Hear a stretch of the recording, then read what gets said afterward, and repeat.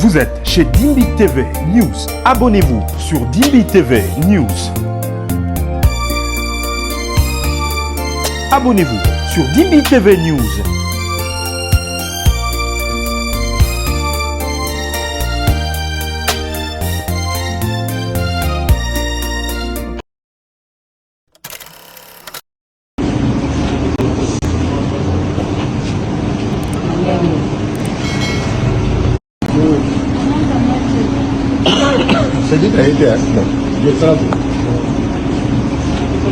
Après avoir dénoncé l'agression d'une femme par un médecin, la distinguée Maman Denise Tshisekedi a ordonné le transfert de la victime vers un autre centre hospitalier pour une prise en charge appropriée.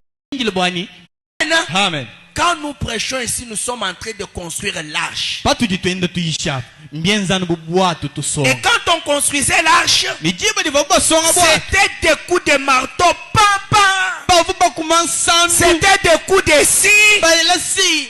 Et quand on prêche la parole, attendez-vous à recevoir quelques coups de marteau pour vous remettre sur la ligne. Attendez-vous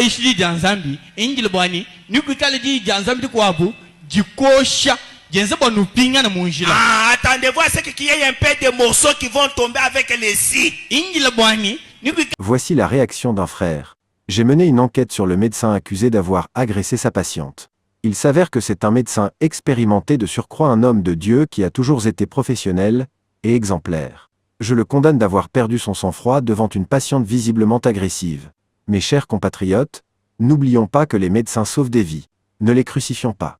Je demande à la victime et à l'opinion de lui accorder le pardon. C'est un père de famille. Voici la réaction d'un frère. J'ai mené une enquête sur le médecin accusé d'avoir agressé sa patiente.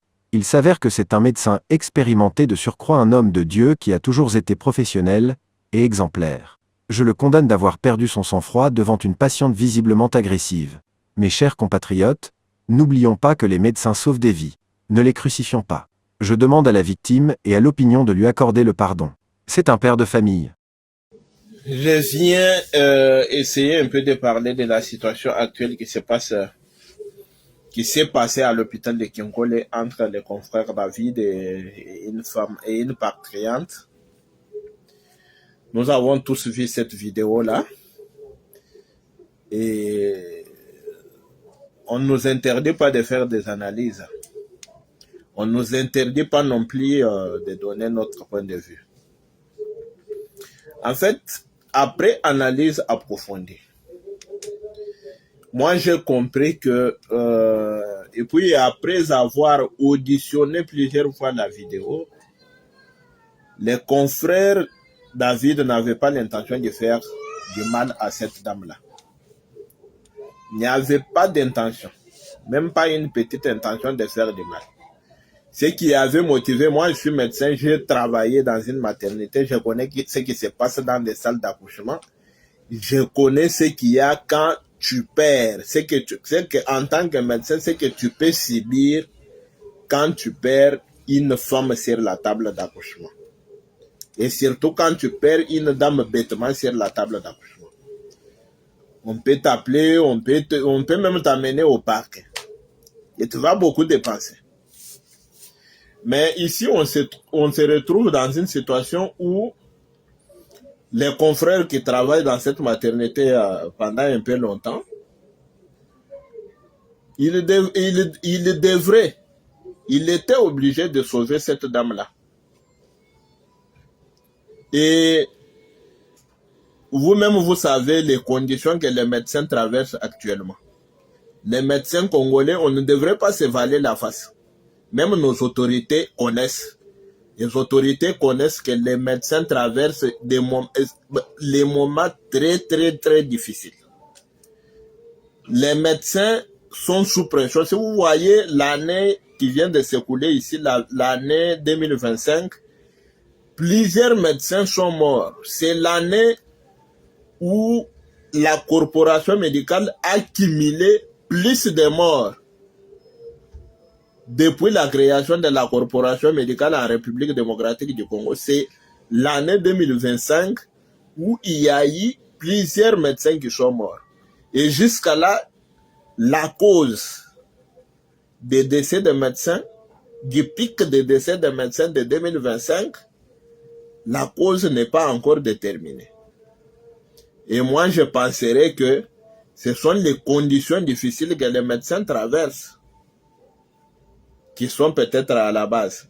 Et lorsque les médecins se retrouvent, quand nous travaillons dans ces conditions, nous sommes sous pression et nous allons à l'hôpital. Des fois, il suffit d'un petit rien pour que les médecins débordent de colère peut-être, pour que les médecins fassent une crise de colère. On retrouve le docteur David qui est là en train de chercher comment sauver cette dame-là. Et avec peut-être la non-collaboration, parce que la dame semblait un peu non-collaborante, ce qui a énervé le docteur David. Mais le docteur David tenait vraiment de sauver cette femme-là pour la répression que vous connaissez tous. Parce que quand on perd une femme, non seulement tu as perdu l'être humain, mais il faut penser aussi à la famille que cette dame-là va laisser. Peut-être qu'elle avait d'autres enfants. Donc le docteur David a fait un choix entre sauver cette dame-là ou la perdre par une simple hémorragie. Le docteur David a fait un choix. Le docteur David a fait un choix entre sauver la dame ou bien la perdre par l'hémorragie du postpartum. C'est ce qui a conduit à ça. Mais nous critiquons cette violence-là. Nous critiquons la violence. Nous pensons que le docteur David devrait procéder autrement. Mais le docteur David avait aussi demandé que la scène soit filmée. Le docteur David avait demandé que la scène soit filmée. Filmée pourquoi? Lui-même dans la vidéo, il lui dit que je dois avoir des preuves. Des preuves, même si tu mourrais ici, lorsqu'on va me traîner au parquet là-bas, lorsqu'on va m'appeler pour des suspensions par la DPS et consorts, que je puisse montrer ces vidéos-là pour montrer que moi, j'avais l'intention de te sauver, mais toi, tu ne voulais pas. Vous comprenez? Mais les problèmes qu'on se pose, est-ce que c'est docteur David qui a publié les vidéos de preuves là sur l'internet ou bien c'est d'autres personnes? Je ne pense pas que c'est docteur David qui a publié ça sur internet. Là, il faudra questionner les autres là.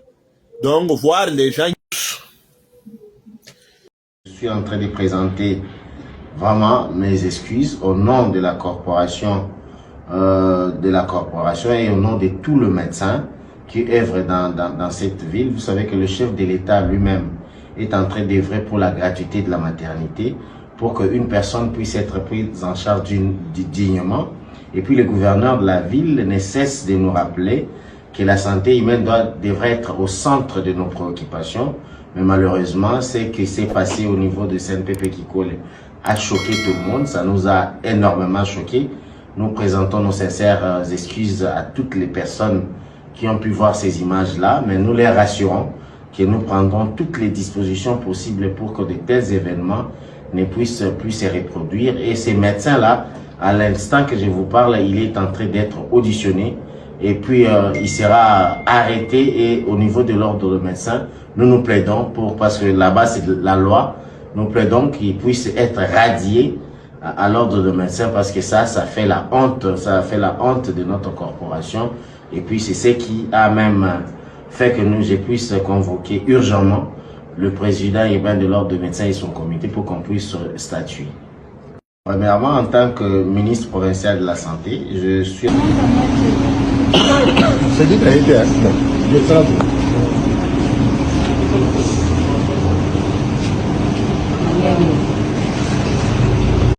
Amen. Quand nous prêchons ici, nous sommes en train de construire l'arche. Et quand on construisait l'arche, c'était des coups de marteau. C'était des coups de scie. Et Et quand on prêche la parole, attendez-vous à recevoir quelques coups de marteau pour vous remettre sur la ligne.